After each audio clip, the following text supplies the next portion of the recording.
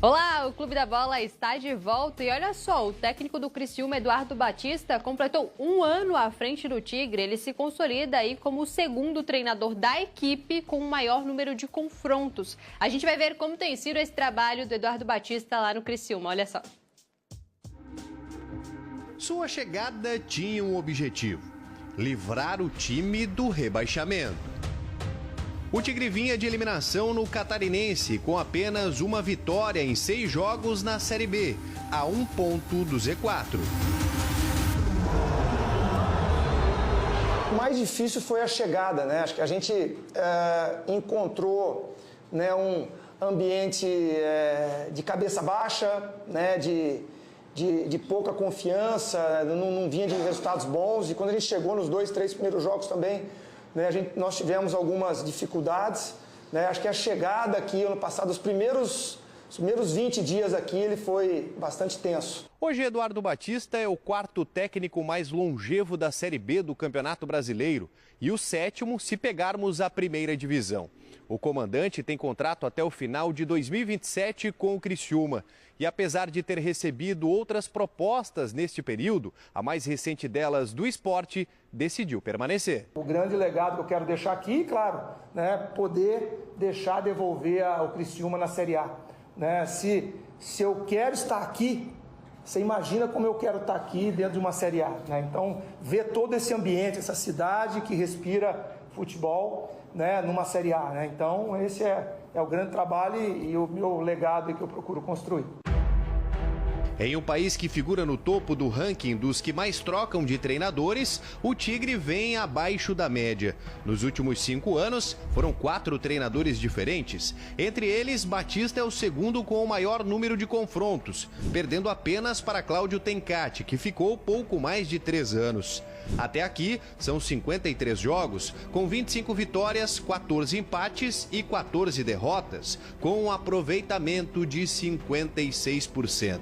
Além disso, bateu na trave o acesso para a Série A no ano passado, faltando apenas 1 ponto. A gente pega um time, como eu já falei lá no início, né, de muita dúvida, uma carga negativa ruim, e de repente você sai dali para o primeiro lugar. Então ali acho que foi um momento importante ali, onde a gente viu que a gente tinha condições de brigar até o final ali para chegar à Série A. E quando o assunto é fora das 4 linhas, uma coisa é certa: Eduardo já está identificado com a cidade. Finalmente esse ano eu experimentei o X daqui, né? Não conhecia, não sabia, fantástico. Cara, Criciúma é uma cidade organizada, segura, né? Acima de tudo, o calor que eu recebo na cidade, o respeito na rua por todos, independente de estar ganhando ou não. Né? Assim, o carinho, é uma cidade que eu tenho bastante carinho e para sempre vou guardar no meu coração.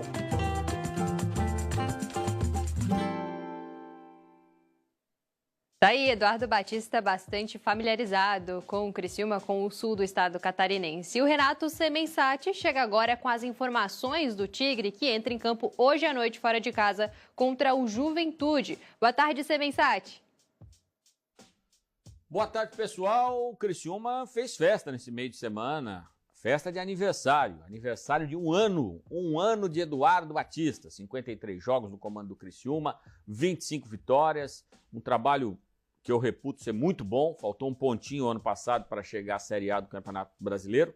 Mas o Eduardo Batista teve 58% de aproveitamento. Ou seja, com o aproveitamento dele, o Criciúma estaria na Série A do Campeonato Brasileiro. Mas ele herdou um trabalho não muito bom e aí, somados os 2 trabalhos, faltou 1 ponto para chegar à Série A do Campeonato Brasileiro.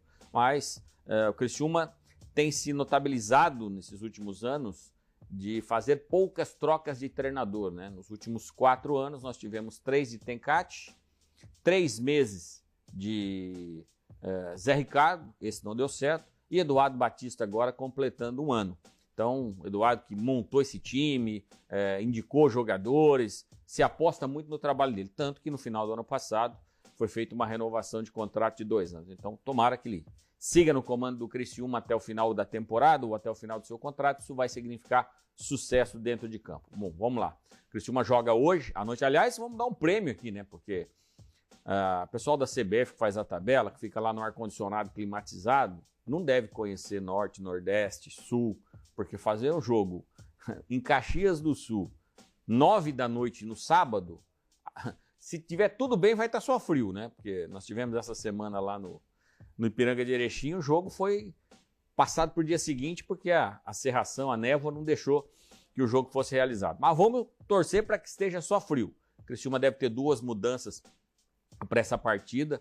A volta do Jonathan Robert, foi isso que o Eduardo trabalhou no time durante essa semana. Sai o Thiaguinho, garoto da base, ele puxa o Felipe Matheus ali junto com o Guilherme, aí o Jonathan Robert completa o trio ali de meio campo. E uma mudança significativa na frente, ele trabalhou com o Vagninho, que é um jogador de mais mobilidade, mais movimentação, embora com a ausência de um 9 de referência, o Vagninho já jogou ali, mas não é a dele. Mas ele tirou, pelo menos nos trabalhos da semana, tirou o camisa 9, tirou o homem de referência e colocou o Vagninho para fazer dupla com o Romarinho. Então, sem o Nicolas, o Criciúma perde a referência, mas ganha em mobilidade com o Vagninho. Muito provavelmente o Eduardo está buscando mais velocidade, o Vagninho de um lado e o Romarinho do outro, para poder, num contragolpe, numa jogada de velocidade, surpreender o Juventude para essa sequência muito dura do Criciúma, que começou na partida passada fora de casa contra o Cuiabá. Depois hoje o Criciúma joga fora, depois joga um em casa e depois mais 2 jogos fora. Então o desafio nessa sequência de 5 jogos com 4 fora de casa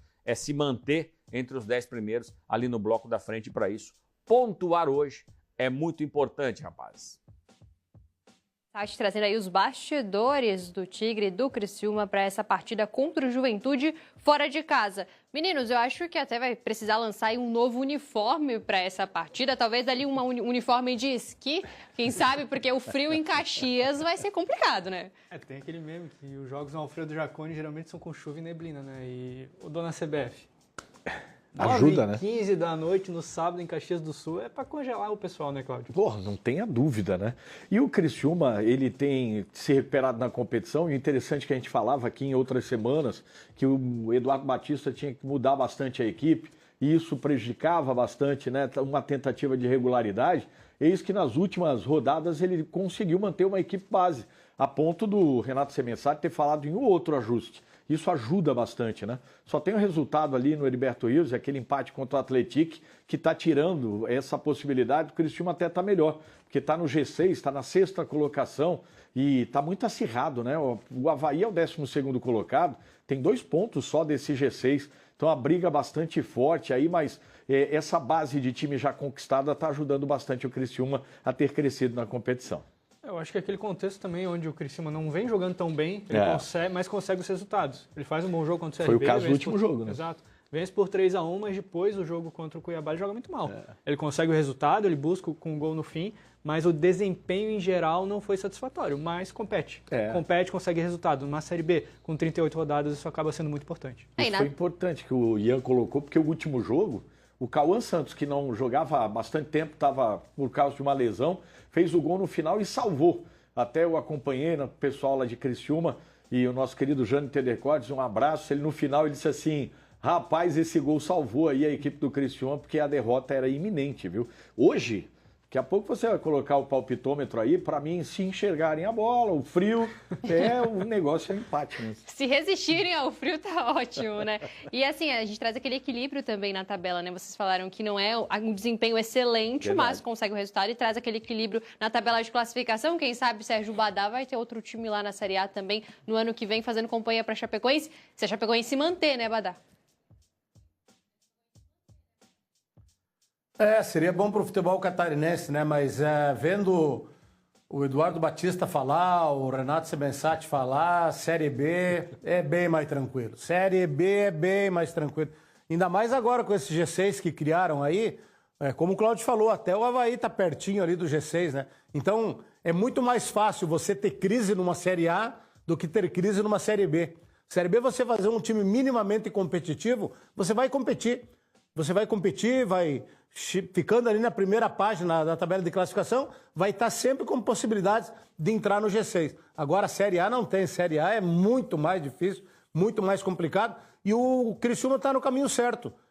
Manteve base, manteve treinador, completando um ano de permanência no clube. A gente sabe que isso faz toda a diferença. O Gilmar Dalpozo ficou mais tempo até nessa última passagem aqui pela Chapecoense. Tem uma boa equipe, tem um bom time, bem estruturado. Então vai fazer uma campanha dando sempre a esperança ao torcedor do Criciúma que vai brigar para subir, que vai entrar no G6, que vai ficar no G6.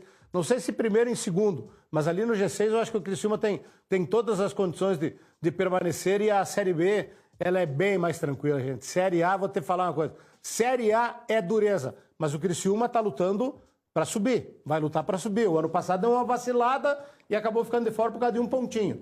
Algum tempo atrás ali o Criciúma também subiu e no ano seguinte caiu, mas competiu, né? Eu não sei se foi 36 pontos ou 38 que o Criciúma somou. É o que não está conseguindo a Chapecoense, não está conseguindo competir. Está com 8 pontos apenas, é muito pouco para um time que quer minimamente competir para não dar vexame na Série A, que é o caso que infelizmente está acontecendo até aqui com a Chapecoense. O que é a natureza, como já diria Zé Trindade, né? O Badá falava aqui, eu não vejo outras competições, meu time é de Série A. Tá com saudade da Série B, o Badá, rapaz. Olha o que é a natureza. É que tá tão difícil pra Chapecoense que ele tá tendo que ver as vitórias dos outros catarinenses, né, Badá? Não, eu acompanho. Claro que a gente acompanha mais a Série A, porque é a competição que o Chapecoense está participando, mas eu eventualmente, o problema é o seguinte, eles conseguiram estragar as transmissões da Série B. Ontem, por exemplo, não tinha jogo da Série B, sempre tinha jogo na sexta-feira. Eles colocam os jogos da Série B, os gênios que comandam aí as transmissões, colocam a Série B para competir com a Série A. E aí, muitas vezes, a Série B fica, vamos falar a verdade, não vamos ser demagogos, hipócritas, a Série B fica relegada a segundo plano. Para a maioria dos torcedores, assiste quem está participando, quem tem interesse. Agora, se fossem horários alternativos, por exemplo, hoje eu vou ver o Criciúma. Se é que vai ter jogo, né? Porque 9h15 da noite lá na Serra Gaúcha é pedir para não ter jogo. Porque não é nem o problema do frio, o problema é a neblina. Você pega um dia com neblina, como teve aqui outro dia, Chapecoense e América, quase que tiveram que interromper o jogo. E hoje lá é um risco muito grande. Mas eu vou assistir. Hoje eu vou ver o Criciúma para ver se vai fazer uma grande atuação contra o Juventude e continuar pontuando para permanecer ali dentro do G6 ou próximo dele. E Renato Semensati, né, esteja acompanhando isso, vai assistir ou vai torcer, Sérgio Badá?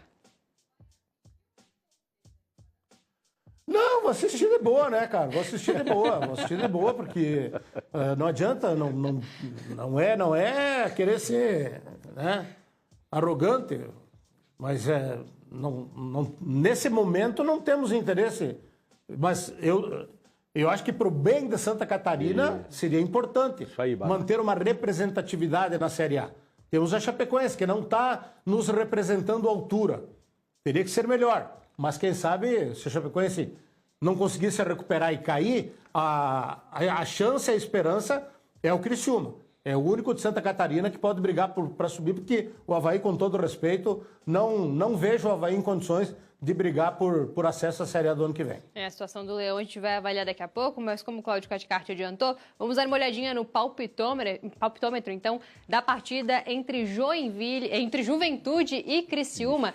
É unânime o empate nessa partida, né? Sérgio Badá, Cláudio Caticarte, Drique Varini apostam em 1-1. Eu também, Cacá Oliveira também 1-1. E Renato Semensati 0-0, partida sem gols para o Renato Semensati entre Juventude e Criciúma. Empate unânime, então, a gente segue de olho no nosso representante do sul do estado, o Criciúma, que está na Série B do Campeonato Brasileiro. E o outro representante na Série B é o Avaí, como bem adiantou o Sérgio Badá, está competindo aí pela Série B. Temos um jogo hoje do Avaí, um jogo amanhã do Avaí pela Série B. Vamos dar uma olhadinha na tela, então, informações de jogo do Avaí, ele que entra em campo na ressacada, joga em casa diante do torcedor, precisa de uma recuperação para vencer, meninos, mas como o Badá mesmo disse, a situação do Avaí está bastante complicada, vai enfrentar o Fortaleza, que está muito bem na tabela de classificação, então é um desafio ainda maior, mesmo sendo em casa, né? Susan, o Avaí tem o desafio de voltar a vencer na Série B, principalmente, né? Porque são 5 jogos já sem ganhar. Deu um alívio, assim, na pressão que o clube vinha sofrendo pela questão da classificação na Copa Sul-Sudeste no meio da semana. Eu falei em outro momento que o Avaí deveria até ter jogado mais a sério, entre aspas, a Copa Sul-Sudeste pelo fato de não ter vaga na Copa do Brasil. Agora tem a chance, vai para o mata-mata, precisa ganhar a Copa Sul-Sudeste para ficar com essa vaga. Pensando em Série B, acho que o desempenho, especialmente nessa sequência, não foi bom. Então chama a atenção. É claro que desde o primeiro momento, onde o Avaí engata aqueles 3 jogos de invencibilidade, que não tomava gol no início da competição, falei, gente, eu acho que é o momento de ter calma, porque vai chegar um momento que o time vai oscilar, porque o elenco é curto. E teve a lesão do Penha, teve a lesão do Enderson, o time muito mexido. Mesmo assim, com o time mexido, o Avaí ganha, consegue resultado lá contra o Sport, consegue um empate no fim do jogo. Mas ainda assim, era momento de ter precaução. O meu maior receio com o trabalho do Cauã de Almeida, que na minha avaliação, ele faz um bom trabalho no Avaí nesse meio aí de temporada, quase meio de ano que a gente está chegando.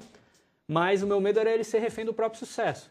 De chegar e, poxa, ele conseguir extrair mais do que até esse elenco pode entregar, e vai chegar um momento que vai oscilar e como é muito normal no futebol brasileiro, acharem, poxa, não está entregando mais, vamos trocar de treinador. Acho que a diretoria do Avaí tem essa consciência, vai ter essa paciência de entender que o time vai oscilar, que o time do Avaí tem um elenco muito curto para uma Série B, que talvez esse ano não vá subir, como eu acho que não vai. É o momento de preparar terreno, de se organizar financeiramente. O Avaí acabou atrasando o salário mais uma vez, que é um problema recorrente no clube nesses últimos anos. Então é importante que o Avaí prepare terreno e consiga se restabelecer financeiramente, principalmente, né, Cláudio? Para conseguir competir e conseguir subir para a Série A mais uma vez. Exatamente, até eu escrevi sobre isso no Jornal ND desse final de semana, colocando que não é momento para você ir a caça às bruxas. 5 jogos sem vencer, a gente falava dentro de uma realidade de montagem de elenco do Avaí, de uma realidade que o torcedor precisa entender em relação à questão financeira. Então, muitas apostas, muitos jogadores jovens, e olha que a gente está falando de um treinador jovem, de um diretor executivo de futebol mais jovem ainda, próprio presidente muito jovem, né? E a gente falava que nesse momento precisa ter maturidade, apesar dessa juventude, e algumas cabeças pensantes dentro do Avaí entender sobre o processo. E o torcedor tem sido parceiro. A gente vê, logicamente, uma reclamação, são 5 jogos sem vencer, mas a gente sabe, e eu gosto dentro de campo do que fala o Cauã de Almeida, de ver jogo a jogo. A gente falava que você sustentar 38 rodadas com esse elenco curto, enxuto e com muitas apostas, jovens jogadores, claro que é difícil. A gente falar para o torcedor em acesso ainda é uma utopia em relação à estrutura de contratações que o Avaí pode e que proporcionou até agora. Mas a gente sempre tem colocado aqui, olha, a próxima janela é dia 20 de julho, se o Cauã de Almeida fala em jogo a jogo e ele conseguir chegar até aquele momento, dia 20 de julho, e conseguir minimamente estar próximo desse bolo do G6 e vindo, né, a possibilidade da criação da SAF, primeiro juridicamente, e depois a possibilidade da vinda de um investidor que esteve recentemente visitando a Ressacada, se isso realmente vier a se concretizar e o Avaí conseguir elevar o nível desse elenco, aí poderemos mudar essa configuração em relação ao acesso. Hoje a realidade é, por exemplo, o jogo de amanhã o Avaí não é favorito, Fortaleza vem de uma Série A, Thiago Carpini, que iniciou mal pressionado, conseguiu dar sustentação a essa equipe, são 8 jogos, né? 6 vitórias e 2 empates, mas é o tipo jogo que o Avaí, dentro da identidade, que é tão difícil você alcançar uma identidade em início de temporada e o Cauã conseguiu, é uma equipe bastante ofensiva que deixa muitos espaços. E eu acredito que o Avaí tem chance, sim, possibilidade de vencer essa partida de amanhã. É jogo a jogo. Uma coisa é a questão global, outra coisa é a análise que a gente vai olhando rodada a rodada. E vamos dar uma olhadinha então no campinho, provável escalação para a partida entre Avaí e Fortaleza, amanhã, domingo, 6h30 da tarde, na Ressacada. A gente vai dar uma olhadinha nos prováveis jogadores que estarão em campo. Léo Aragão no gol, temos ali Guilherme Aquino, Baldini, Douglas Teixeira, o Alisson, Zé Ricardo, Luiz Henrique, Jean Lucas, Daniel Penha, né, a estrela aí do Avaí, Taylon e Felipe Avenatti. O Wallace França está fora, né, depois da expulsão. A gente sempre fala sobre a dúvida entre Avenatti e o Wallace França, mas dessa vez se confirma que provavelmente Felipe Avenatti estará escalado para essa partida. E o Wallace França faz falta, Cláudio, para o Avaí nessa partida? Faz porque é um jogador com característica diferente do Felipe Avenatti, que é um centroavante mais, vamos dizer, tático, né, que vem entre os volantes e consegue, vamos dizer assim, fazer fluir esse meio de campo. Eu acho que ele poderia ter sido mais potencializado, um jogador de 1,96 m, poucas jogadas trabalhadas de bola aérea para ele participar mais. Acho que ele finaliza pouco. E o Wallace França é o atual um dos artilheiros do Avaí, né? E vinha com confiança, mas foi expulso. Então, é uma troca natural. Ele não deve mexer numa identidade que foi tão difícil de alcançar, né? Então, acho que essa é a escalação que vai vir amanhã, realmente. E vamos aproveitar para dar uma olhadinha na tabela de classificação. A gente falava sobre a situação dos nossos catarinenses, né? Criciúma e Avaí na Série B do Campeonato Brasileiro. Então, de olho na tela, na situação. O Fortaleza, que é o adversário do Avaí amanhã na ressacada, é o líder da competição com 14 pontos, seguido pelo São Bernardo com 13, Sport com 13 e Vila Nova também com 13, fechando aí o G4. O Criciúma está em 6º lugar com 11 pontos. O representante catarinense está muito bem colocado ali, né? A 3 pontos do primeiro colocado, está numa posição confortável na tabela. E o Avaí está do outro lado em 12º com 9 pontos. O Avaí, que precisa vencer amanhã para uma recuperação, são 5 jogos sem vitória, precisa desse apoio da torcida e precisa reanimar essa torcida na ressacada, né? O torcedor vai amanhã buscando a vitória. A gente espera que o time também vá em busca dessa vitória, né, Ian? Não, sem dúvida, Suzy. O Avaí precisa pontuar em casa. O que eu estava falando mais cedo até aqui com o pessoal, o grande problema não é o Avaí perder pontos amanhã para o Fortaleza, por exemplo, que é uma coisa que está dentro do normal, porque o Fortaleza hoje é um time melhor do que o Avaí. O grande problema é o Avaí perder pontos em casa para Ponte Preta, por exemplo, de virada. O grande problema é o Avaí cometer 5, 6 pênaltis em 6, 7 rodadas de Série B. Eu acho que corrigindo isso e pontuando diante de quem é possível pontuar, o Avaí tem tudo para fazer uma Série B tranquila. Eu acho que essa é a missão do ano. Fazer uma Série B tranquila, preparar o terreno e ano que vem se preparar para subir. A gente sempre fala que são 2 desafios, se manter e acessar. O Avaí agora briga para se manter, o Criciúma ainda tem chance de acessar, então a gente torce aí pelas nossas equipes catarinenses. Tem mensagem chegando, produção? Muitas participações aí, o pessoal falando das nossas equipes catarinenses. Vamos chamar as mensagens de olho na tela, então. Tá aí o Marcelo. Parabéns, Clube da Bola. Presença feminina agregando a qualidade do programa. Sobre a Chapecoense, ela hoje é um super-herói da DC Comics, Lanterna Verde. Tá aí a opinião do Marcelo a respeito da Chapecoense. Temos mais mensagens? O Joel, infelizmente, times catarinenses não vão conseguir permanecer na Série A. Financeiramente é muito complicado. Tá aí a opinião do Joel a respeito da Chapecoense, que já está na Série A e também respingando aí em Avaí e Criciúma, que lutam pelo acesso. Marcos Wolff falando aí, Badá, o problema da Chape era o Dalpozo. Ou o time não está à altura, tá? É algo que a gente comentou a respeito da Chapecoense, né? Que é a situação de não jogar a sobrecarga para o treinador e pensar no elenco. Acho que a gente precisa aí pensar nos jogadores que estão fazendo parte da Chapecoense. Mas agora a gente fala do outro time da capital catarinense, a gente falava sobre o Avaí, agora vamos falar do Figueirense, porque nos bastidores tivemos essa semana o anúncio da demissão do então gerente executivo de futebol, Daniel Kaminski. A gente vai acompanhar na reportagem os bastidores dessa demissão, olha só. A gestão de Daniel Kaminski durou exatos 361 dias. O então diretor executivo de futebol chegou ao clube no dia 9 de maio do ano passado. Kaminski foi um dos responsáveis pela montagem do elenco desta temporada e também pela contratação dos últimos treinadores do Furacão. Ao todo, foram 32 contratações de jogadores, 4 treinadores e 2 provisórios. No campo, foram 48 jogos durante a gestão, somadas 20 vitórias, 17 derrotas e 11 empates. O momento de glória de Kaminski no Figueirense foi na Copa Santa Catarina 2025. Mas desde o rebaixamento para a Série B do Catarinense, a gestão de Kaminski sofria pressão. O anúncio da demissão veio após a derrota por 3-0 para o Barra dentro de casa pela Série C do Brasileiro. Em nota, o clube agradeceu a dedicação e o compromisso de Kaminski e destacou que quando for escolhido o novo nome, a torcida será informada. Esse nome ainda não foi anunciado. A expectativa é de que a apresentação seja feita durante o lançamento do novo uniforme do clube na próxima semana. Cláudio, mas já temos fortes candidatos, ou forte candidato para essa vaga do Daniel Kaminski. Já era prevista essa demissão dele, né, diante da crise do Figueirense? Já deveria ter sido até antes, né? O clube chegou à marca vexatória de cair para a segunda divisão do Campeonato Catarinense e ele ficou, né? não era justificável, né, ele ter permanecido, e a queda dele até sempre no Figueirense tem um timing aí que é bastante ultrapassado, né? A questão do delay lá no estádio Orlando Scarpelli acontece bastante, foi mais uma vez aí. Mas sabe aquela frase do Manezinho, mais antes tarde do que nunca?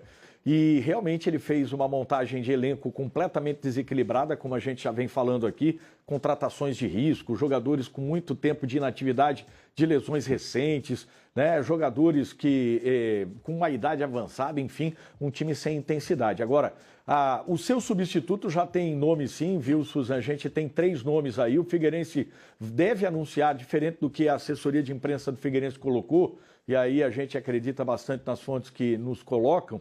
O Figueirense deve fechar até amanhã a contratação ou do Túlio Lustosa, né, que é o nome e sobrenome do Túlio, que foi volante aqui no Figueirense, foi gerente de futebol do Botafogo, do Goiás, da Aparecidense, ele está no Tombense, time do empresário Eduardo Duran, com a possibilidade do Marcelo Boeck, que participou da gestão de futebol do Fortaleza, estava desde dezembro de 2022 lá e acabou saindo, né, em janeiro desse ano, depois com a saída do Marcelo Paz, que foi para o Corinthians, né? E a outra possibilidade é o Arley, o goleiro, ex-goleiro do Goiás, está no Maringá. São as 3 possibilidades. E a preferência da diretoria é nos 2 primeiros nomes. O Túlio, né, o Túlio Guerreiro, o Túlio Lustosa ou o Marcelo Boeck. E eu senti uma preferência maior para o Marcelo Boeck, mas está entre esses 2 nomes. E a ideia é que o Figueirense depois deixou contra o Amazonas, se reapresenta na terça-feira, e aí o Figueirense vai fazer o anúncio na terça, já com o retorno dele, com o retorno da delegação. Aí na sexta, sim, talvez tenha a coletiva, né, com o diretor e a apresentação do uniforme 1, como foi colocado ali na matéria. Mas está aí os nomes, viu, Suzana? Não deve fugir. Ou Túlio Lustosa ou Marcelo Boeck correndo por fora, né, o Arley. E falaram muito no Rodrigo Pastrana, né, que teve acesso com o Figueirense aqui. Não é o Ricardo Pastrana, que é o guarda municipal, é o Rodrigo Pastrana, né, que teve o acesso aqui no Figueirense em 2013, inclusive, né, teve o clássico, aquele 4-0 e tal, e ele estava ali, ele era o diretor executivo. Mas a informação que eu tenho é chance 0 em relação ao Rodrigo Pastrana, viu? O Figueirense entra em campo amanhã fora de casa contra o Amazonas às 5 horas da tarde, já viajou, já está em Manaus, e é um desafio aí para o time alvinegro, uma partida difícil diante do Amazonas aí. Pois é, Suzu, o Amazonas é um caso curioso, né? Porque o Figueirense elimina o Amazonas da Copa do Brasil, vencendo o jogo lá por 1-0, um jogo até onde fez uma partida de razoável para boa, não sofreu tanto assim, mas agora o Amazonas está lá em cima na Série C, né? Então é um contexto diferente de jogo que o Figueirense vai precisar enfrentar. Acho que o jogo contra o Barra e essa sequência que o Figueirense vem tendo com o Raul Cabral de derrotas, tem o jogo contra o Nápoles, o jogo contra o Barra, eu acho que há um choque de realidade muito grande, assim. Talvez para o torcedor que viu o jogo contra o Botafogo da Paraíba, onde o Figueirense fez uma boa partida e venceu por 2-1, pensou, poxa, olha, o fato novo vai dar resultado, vencemos, vamos tentar pelo menos uma vaguinha no G8 ali. Mas o desempenho do Figueirense, assim, nesses 2 últimos jogos, especialmente contra o Barra, acho que é um choque de realidade muito grande, assim. O Figueirense faz um primeiro tempo razoável contra o Barra, cria algumas chances, tem 2 bolas na trave, uma num lance que quase foi um gol contra, mas ao mesmo tempo, segundo tempo, o time toma um vareio de bola, o time não vê a bola no segundo tempo. E desorganizou. O Barra faz algumas mudanças para a segunda etapa, o Raul Cabral não conseguiu responder bem essas mudanças, e o Figueirense perde em casa, perde feio em casa. Até eu falei no início da semana que, cara, o torcedor do Figueirense já está tão machucado, cansado, que eu acho que sabe aquele meme do eu nem sinto mais dor? Exato. Que tá numa situação assim já, porque, cara, 3-0 em casa é muito grave. Todo respeito ao Barra, o Barra fez uma grande partida, o Barra tem um projeto de futebol muito legal, mas não dá para tomar 3-0 em casa da maneira como foi tomando um vareio de bola. Já tinha tomado um vareio de bola em casa também, no jogo que culminou na demissão do Márcio Zanardi, então é um momento de rever muita coisa no Orlando Scarpelli. Queda do Camis, que é anunciada, ele contratou 32 jogadores em um ano. É um elenco. Passou de 40, ele contratou um elenco em um ano. O elenco do Figueirense tem 41 jogadores, assim. Um absurdo. É uma total falta de planejamento e com pouco dinheiro. 3 treinadores em 4 meses. e 2 interinos, né? No período. Exato. Então, assim, total falta de planejamento, isso com o pouquíssimo dinheiro que o Figueirense tem para investir, você ter 41 jogadores, eu acho um absurdo completo. E o próprio Raul Cabral falou depois da partida contra o Barra que depois do primeiro gol a equipe se desequilibrou, se desestabilizou, e é algo que não pode acontecer, né? É preciso trabalhar ali em campo com esses jogadores para que eles consigam manter o foco, apesar de um gol. Era um gol. Depois desse um gol foram mais 2 e a gente teve 3-0. Frequente, não é de hoje, né? A gente percebe que o Figueirense trabalha sempre no risco. Então, a partir do momento que você sai atrás do placar, o time se perde, não é de hoje. Acontecia no passado, inclusive, então não é uma coisa nova no Orlando Scarpelli. E eu acho que a gente vendo a Série C, olha, por exemplo, se o Figueirense tivesse vencido o Barra, estava no G8, né? Então, uma Série C muito achatada, e eu acho que o choque de realidade que o Ian colocou, eu venho falando sobre isso bastante, em relação ao Figueirense, fecha a casinha, sabe? Tem um elenco desequilibrado, precisa de uma reorganização. O Barra ensinou no segundo tempo, porque o Figueirense foi melhor. O Figueirense saiu aplaudido no intervalo desse mesmo jogo. Olha a bipolaridade, né? Falando um pouco de comportamento, de psicologia no futebol. O time sai bastante aplaudido pelo torcedor, pela forma que se impôs dentro de campo. Aí, como bem colocou o Ian, o técnico adversário simplesmente fechou a casinha. 5 jogadores no campo de defesa, saindo em transição rápida. O Figueirense tendo a necessidade, depois de tomar o gol, de recuperar dentro do jogo. E aí bagunçou geral, porque daí as trocas que ele faz, deixou um time espaçado no meio de campo. Eram 2 beiradas, né? E um meio de campo sem aproximação, não tinha um jogador de referência. Os laterais perderam a função, porque veio o jogador por dentro do meio, veio o jogador de beirada abrindo, né? Fazendo esse pé na linha, que gostava de dizer o Jair Ventura. O Figueirense se perdeu de uma forma que foi 3, poderia ter sido 4, se o Barra aperta um pouco mais. E quem viu o primeiro tempo, quem desligou a televisão que estava fora de Florianópolis ou saiu no estádio no intervalo e se perdeu ali para voltar lá pelos 20 minutos do segundo tempo, disse que peraí, que jogo que eu estava assistindo no primeiro tempo? E aí quando o treinador vem na coletiva e fala o que falou, né? Ah, mas o meu time desorganizou depois do primeiro gol. Mas vem cá, o treinador é você ou quem está perguntando na coletiva, né? Então o Raul Cabral ele precisa encontrar uma base de time, e isso ele falou ontem na coletiva, e fazer um jogo seguro. Fecha a casinha, vai nos contra-ataques, vai para uma bola, porque, como disse o Ian, aquilo que aconteceu na Copa do Brasil era outro contexto. Amanhã é diferente. É o famoso trabalhar com o que tem. Sérgio Badá, essa situação do Avaí está complicada, do Figueirense nem se fala. Para a capital tá difícil. Olha, Susan, eu estava ouvindo o Cláudio e o Ian, eu não sei se nós não estamos chorando de barriga cheia aqui, viu? Porque está em crise numa Série A, agora está numa crise danada aí. O Figueirense nem se fala, né? Uma crise que parece que não tem fim. Exato. É uma crise sem precedentes e cada vez pior. Que golaço do TT, esse cara é bom jogador. Então, e o Avaí também, né? 5 jogos sem vencer, com dificuldade financeira, que a gente sabe que não é de hoje. Então, tá difícil pra gente ouvir alguma coisa boa dos clubes da capital aí. Vamos torcer para que se reergam aí o Avaí e o Figueirense, que já foram muito fortes, né? O futebol da capital sempre foi muito forte. E agora a gente vê os 2 clubes nessa situação difícil aí, situação complicada, e o reflexo disso é dentro de campo. Tomar 3-0 do Barra, quase dentro da zona de rebaixamento, e a sorte do Figueirense que esse ano cai 2, né? Se caísse 4, já estava na zona de rebaixamento. Então, é um momento complicado do futebol da capital aí, porque poucas notícias boas aí em relação ao Avaí e Figueirense. Esperamos que os 2 voltem a ser tão fortes como foram num passado. Equipes centenárias que carregam aí torcedores fiéis e que estão bastante insatisfeitos com o desempenho das equipes em campo. A gente torce, de fato, por essa recuperação. E a gente continua falando de Série C do Campeonato Brasileiro. O Brusque enfrenta o Ipiranga. Hoje, às 6 horas da tarde, a Maria Macedo é quem chega trazendo os detalhes dessa partida. Boa tarde, Maria. Oi, Susan. Um duelo muito importante na parte de cima da tabela da Série C do Campeonato Brasileiro. Isso porque o Brusque recebe o Ipiranga aqui na Arena Simon amanhã às 7h30 da noite. E o Brusque está atualmente na 3ª posição com 11 pontos, enquanto o Ipiranga está na 4ª posição com 10 pontos. É apenas um pontinho que divide aí esses 2 times que brigam para permanecer na parte de cima da tabela, e o Brusque ainda tentando, né, chegar ali na liderança da Série C do Campeonato Brasileiro.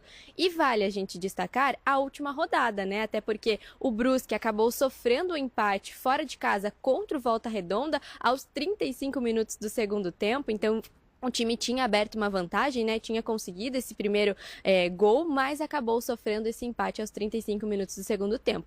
Já o Ipiranga, esse aí vem um pouco embalado, porque conseguiu a vitória por 2-0 contra o Ituano, em casa, na verdade. Então vem aí para esse confronto com essa vitória na bagagem. Mas com certeza o jogo aqui na Arena Simão vai ser um jogo muito importante, né? Como eu disse, para essa parte de cima da tabela, e vai acontecer amanhã às 7h30 da noite. Expectativa é que os torcedores, né, compareçam aqui na Arena para apoiar o Bruscão. Eu volto com você no estúdio.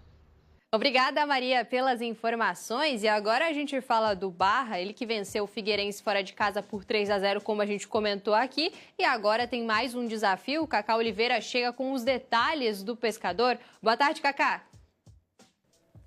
Oi, Suza. Olá para você que está ligado no Clube da Bola. Que vitória do Barra na última segunda-feira para cima do Figueira, hein? Em pleno Orlando Scarpelli, o Pescador venceu por 3-0 no segundo tempo, um resultado imponente, uma vitória maiúscula que colocou o Barra no G8, né? E deixou o Figueirense em crise, atordoado aí. Esse início de trabalho do Raul Cabral não é muito bom, né? E o Figueirense está começando a se preocupar com o rebaixamento. O Pescador faz uma boa campanha, está dentro da zona de classificação para a segunda fase e amanhã em casa recebe o Caxias, que está atrás do Barra. E jogou no meio de semana, acabou sendo eliminado da Copa Sul-Sudeste, vem em crise para enfrentar o Pescador. E a possibilidade do Barra de abrir vantagem na zona de classificação para a próxima fase da Série C. É um jogo difícil, o Caxias tem tradição, equipe gaúcha, treinada pelo Marcelo Cabo, que é muito experiente, mas o Barra realmente firmou na temporada, né? Campeão catarinense, foi bem na Copa do Brasil, quinta-feira inclusive tem jogo com o Corinthians da volta, mas a prioridade do clube sempre foi falada que era o Campeonato Brasileiro e por isso o domingo é força máxima na Série C. Até o Bernardo Franco pediu pés no chão após a vitória por 3-0, confirmou que o objetivo é o Campeonato Brasileiro e depois ele vai ver qual time vai enfrentar o Corinthians e se tiver possibilidade, repete a força máxima para tentar a classificação lá em São Paulo. O Barra vai ter uma sequência pesada agora, já viaja na terça-feira para o jogo da Copa do Brasil e de São Paulo já viaja direto para Goiás, onde no próximo final de semana enfrenta o Anápolis pela Série C. Então não volta para Santa Catarina nessa sequência aí do Pescador, que lembrando, tem que vencer por um gol de diferença para forçar os pênaltis ou 2 ou mais para conseguir a classificação contra o Corinthians. O Barra sempre pregou muito respeito ao adversário, mas se dá o luxo de sonhar, né? Vai que o Corinthians está oscilando, no Brasileirão está mal, na Copa do Brasil conseguiu vencer aqui em Santa Catarina, mas é uma vantagem mínima, né? Então, enfim, o Barra é danado, vai que faz mais um grande resultado aí na próxima rodada. Primeiro, amanhã, Caxias pela Série C. E na semana que vem, então, a gente vai ter o Corinthians e Barra pelo jogo da volta. Bom programa, Suza. Volto com você. Tá aí, semana cheia do Barra. Obrigada, Cacá, pelas informações. Ele que enfrenta o Caxias amanhã em casa e depois tem o desafio na Neoquímica Arena contra o Corinthians pela Copa do Brasil. Seguimos de olho no Pescador e seguimos de olho também na tabela da Série C, de olho na tela para a gente ver a situação dos nossos catarinenses, nossos representantes na Série B do campeonato, na Série C do Campeonato Brasileiro. Temos aí o Amazonas, que é o adversário do Figueirense para a partida de amanhã, que está em primeiro lugar com 13 pontos. Temos o Paysandu com 11, o Brusque, nosso representante catarinense, é o terceiro com 11 pontos, seguido do Ipiranga com 10. O Barra está em sétimo lugar com 8 pontos e o Figueirense aí sim amargando a 17ª posição com apenas 4 pontos na competição. Os dois últimos, né, a gente sabe que caem 2 da Série C do Campeonato Brasileiro. Temos aí Anápolis com 3 pontos e o Itabaiana com apenas 1 ponto na lanterna da competição. Meninos, a situação, como a gente falava, do Figueirense está complicada, mas o Barra aí tem uma grande chance frente à tabela, né? Ele tem tido um bom desempenho na competição e que pode, quem sabe, se manter bem na Série C, né? Acho que sem dúvida, Suzana. O Barra tem tudo para conseguir a classificação para a próxima fase, assim como o Brusque. Se eu tivesse que palpitar hoje, decretar hoje, quem é que vai para a próxima fase? Brusque e Barra vão. Acho que eles têm feito por onde. Figueirense, dá graças a Deus que só cai em 2, né? Mas ao mesmo tempo preocupa porque perdeu do Anápolis, que está abaixo ainda do Figueirense. Então acho que é um momento de a gente reflete muito sobre o que tem acontecido aqui nessa Série C entre os nossos catarinenses. É verdade, vai agora para a 7ª rodada, né? Ainda é cedo para cravar, logicamente, mas são as equipes que estão mostrando mais consistência. E o regulamento, a bolinha ali mostrava 4 vermelhos, mas é só o Anápolis, o torcedor do Figueirense já deu um pulo lá da cadeira de 3 metros. Pô, estão rebaixando meu time. Esse ano é só 2, ainda bem, viu? E por enquanto é a realidade, realmente é briga ali embaixo, mas ainda tem muito chão pela frente, mas o Brusque e o Barra, se continuarem nessa regularidade, brigam por acesso, inclusive. São só 2, mas o Figueirense precisa se cuidar, porque está beirando ali as 2 últimas, né? Precisa de uma reação e surpreende o Brusque, né? Nosso representante catarinense está ali em 3º na tabela. A gente sempre fala do Barra, né? Devido à última temporada, né? A campanha do Pescador, mas, Badá, o Brusque também tem aparecido bastante, principalmente em relação à posição da tabela. Não, o Brusque tem experiência em Série C. E em Série B também, até algum tempo atrás estava disputando a Série B, né? Então, eu concordo com o Ian, eu acho que o Brusque e o Barra, eles têm grandes possibilidades de classificar entre os 8, e o Barra é um clube em ascensão, né? É um clube em ascensão, e não é demais, porque volta e meia, a gente lembra do Gilmar Dalpozo, e teve um telespectador ali que citou o Gilmar Dalpozo, que não era problema do Gilmar Dalpozo, que era problema do elenco, mas esse elenco aí, boa parte do elenco quem montou foi o Gilmar Dalpozo, da Chapecoense. Ele perdeu a decisão para o Barra, ele perdeu o título estadual e ali começou a cair a casa. Então o Barra é um time muito organizado, um time em ascensão, e o Brusque é um time acostumado com Série C, sempre ali nas pontas, ali eu acho que os dois têm grandes possibilidades de classificando para a segunda fase, depois daí outro campeonato, mas de brigar para subir para a Série B. Tá aí, a gente segue falando dos nossos catarinenses, porque a gente fala agora de Série D do Campeonato Brasileiro. O Joinville enfrenta o Cascavel fora de casa, o tricolor lidera o grupo A15 e quer permanecer invicto na competição. Drica Varini já está por aqui, trazendo os detalhes da equipe do técnico Serginho Braga para esse confronto de amanhã. Fala, Drica, boa tarde. Olá, Suzan, boa tarde para você, aos colegas e a quem nos assiste no Clube da Bola. Amanhã tem Jack em campo pela Série D. O tricolor, que segue invicto e é o líder desse grupo 15, vai em busca da 2ª vitória fora de casa, a 3ª nesse Campeonato Brasileiro. O tricolor, que jogou contra o Cascavel na semana passada, no final do primeiro turno, volta a enfrentar o time paranaense às 4 horas da tarde, agora abrindo a 2ª parte da primeira fase dessa Série D. Depois do empate aqui na Arena Joinville, os dois se enfrentam em Cascavel e é claro que os dois querem a vitória. O Jack, para manter a invencibilidade, a liderança e tentar se afastar do 2º colocado. O Cascavel para retomar a vice-liderança, que perdeu porque o Cianorte acabou ultrapassando aí o Cascavel dentro desse grupo 15.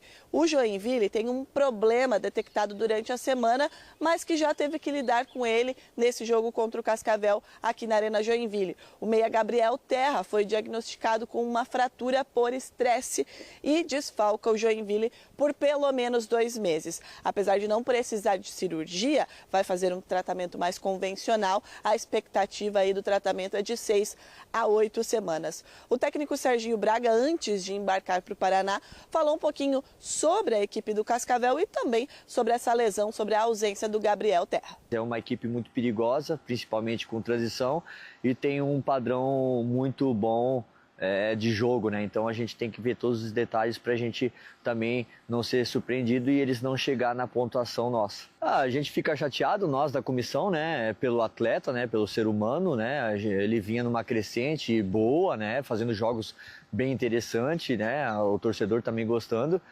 Mas a gente já deu uma palavra com ele, deu um incentivo, logo tá com a gente de novo.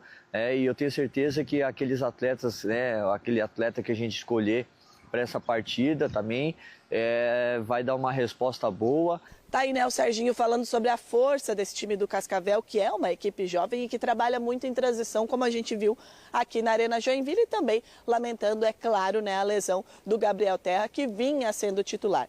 A tendência é que ele repita os iniciais que fez aqui contra o Cascavel. No lugar do Gabriel Terra entrou o Felipe Pará, que inclusive foi o autor do gol do Joinville. A tendência é que ele mantenha esses titulares que vem jogando durante essa primeira parte da Série D. A gente vai acompanhar tudo de pertinho e traz todos os detalhes na programação. Suzan, volto com você. Com certeza, os detalhes é segunda-feira no Esporte. E quem também entra em campo pela Série D do Campeonato Brasileiro é o Blumenau. O BEC recebe o São Joséense em casa e busca permanecer na liderança do Grupo A16. Emerson Luiz chega mais trazendo os detalhes da equipe para esse confronto. Oi, Emerson, boa tarde. Tudo bem, Suzano? Boa tarde a você, boa tarde a todos ligados aqui no Clube da Bola da NDTV Record.